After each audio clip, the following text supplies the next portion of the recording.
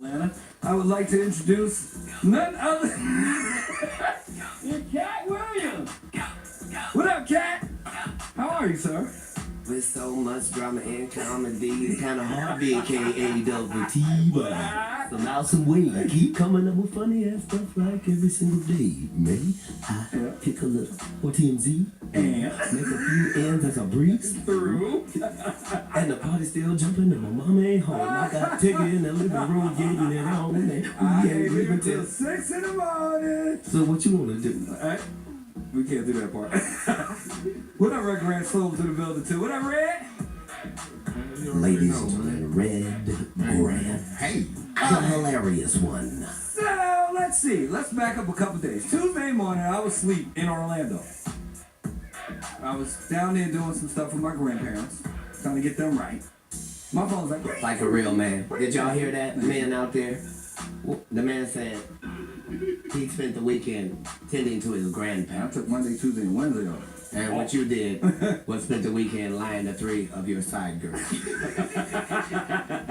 Grown man status. My phone starts going crazy. Like, yo, first it was 2 emails, 2 I know when the DMs, hotline rang. and the You thought, text. you thought it was going down, right? Like, my Tinder is. Can you play that little clip right there? This is my favorite part of it, by the way. Play the. There's a video posted, 2 videos. One is about me. Let's listen to the end Oh part. no. This is funny. I hate watching myself. Go ahead, play it. And if you want to be a bouncing tiger, you just heard from Bouncer. Now getting on my private jet, and I'm going to court. But when I come back, I'm coming right back to the A. Cat Williams out. It was just so far from the actual occurrence that it was bothersome, and I made a mistake, and so I wanted to be as egregious as I was when I came at you. I wanted to be as egregious when I came to deliver my apology for that, and not to overstep, but I also owe a humongous apology to Kevin Hart, and so I wanted you to be the person that got that as well. It doesn't matter how accurate you are. Even Steph Curry on occasion misses a shot. Mm-hmm. Now he would be delusional if he acted like we didn't just see that he had an air ball, or we didn't just see that he, Made a mistake. that he shot a brick. Right. He would be stupid if he went, no, that went in. No, Steph, it didn't go in. Yeah, all of them go in. No, Steph, all of them don't go in. Okay. So I should have. This is what happened.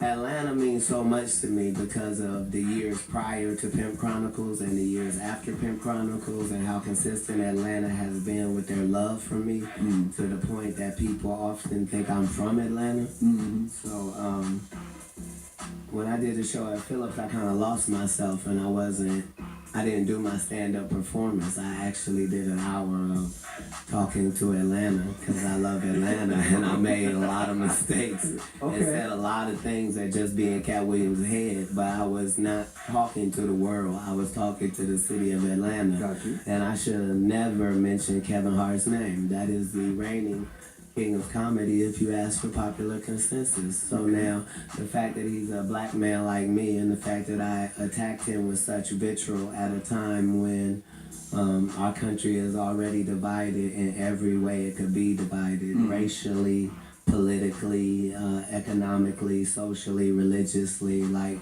the fact that I, while being on stage pretending to be higher than that, would then stoop down to the same level and try to embarrass Kevin Hart in front of his children and loved ones after all the hard work he's done since the year 2002 is just regrettable on my part. So I humbly apologize to not only Kevin Hart, but Heartbeat Productions, the Plastic Cup Boys, and anybody associated with Kevin Hart. That was a mistake on my part because I don't love Kevin, I love Tori. Tori's a friend of mine. Okay. So I might have, it doesn't matter. I don't need an excuse. I'm sorry for having mentioned Kevin's name at all.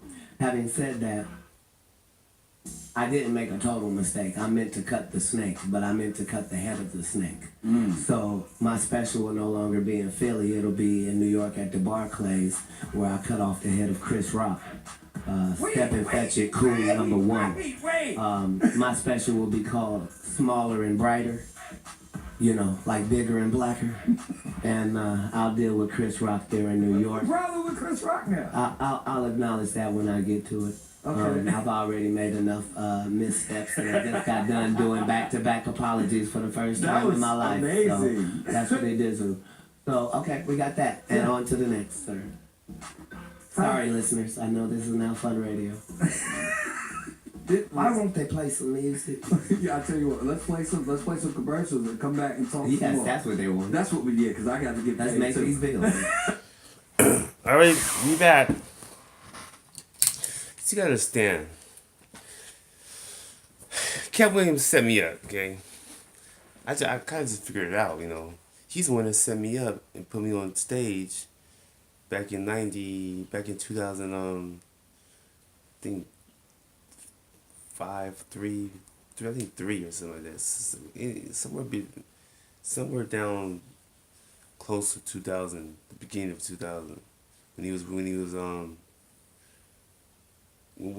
funny. That nigga was, oh my, I told that before how funny that nigga was when he was at the hop in, the Lakewood hop in Lakewood, and he was the host. He was the host of the comedy. You know, that nigga was funny as hell.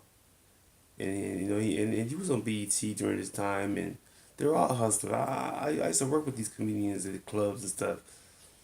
I mean, Cat Williams was never at the club I used to work at, but he was at this club that I used to go to when I first came to LA County back in. I first came in '98, and I started going to this club called the Hop. This one girl I used to always go to. She told me about, so I started going.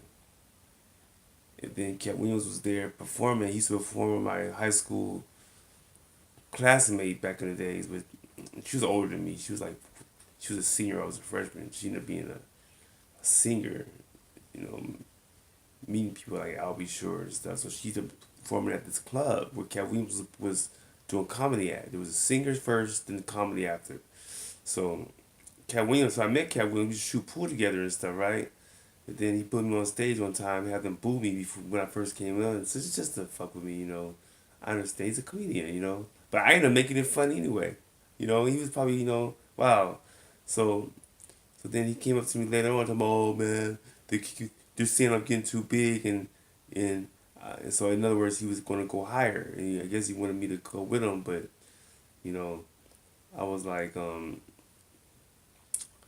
mean, I was doing some other stuff, so, you know, I had a daughter and stuff to look after and stuff, so I didn't want to leave her, and but that was probably a plan too, because that's before I found out what I found out.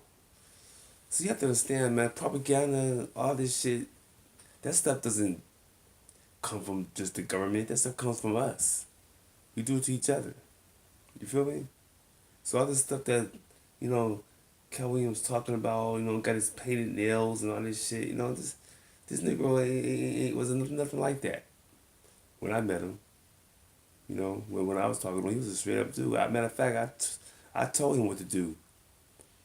You know, I thought he was acting like he was from L.A. People thought he was from L.A. And back then, everywhere he go, he blow up. The nigga blow shits up. He go to places, he can go anywhere and blow that motherfucker up. Like he was blowing up L.A., Lakewood or California.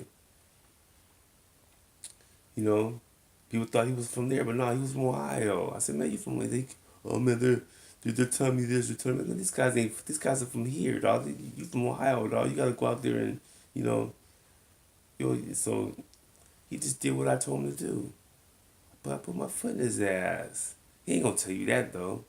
He gonna go up there rapping like me, you know, doing stuff that I did, you know, just to give me that's how that's one way of him telling me thanks for that shout out of giving me that advice. Cause he came to me, he said, Malcolm, man, they're telling me I can't be here no more, man. They say I'm getting too big.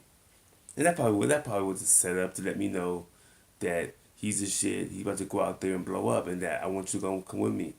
But I couldn't come. You know, I was on a whole different level. You know. But Like I said, he was a lot funnier back then. Now he just got corny as hell. Like, what's y'all actually pay this nigga? But that's where the game is played though. So y'all need to come talk to me, find out what I know. I know a lot of shit. You know what I'm saying? 'Cause I was raised totally different than you niggas ever would be. You know, I've been around some powerful people that you never ever be around. I don't care how much money they say you got. You know, that you think you got. Joke. You know, you're a comedian. You guys are all comedians. But I don't care what you are. Everybody's labeled as a comedian, whether you're a singer, rapper, um, actor. You know, I don't care what you are. You're a comedian to these people. People don't give a damn about you. So you can go out there and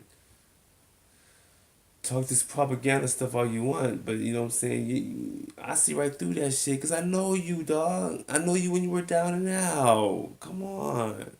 Down and out. I when I brought you up. You don't have to say nothing. I'll say it for you. You know, it's a cool game.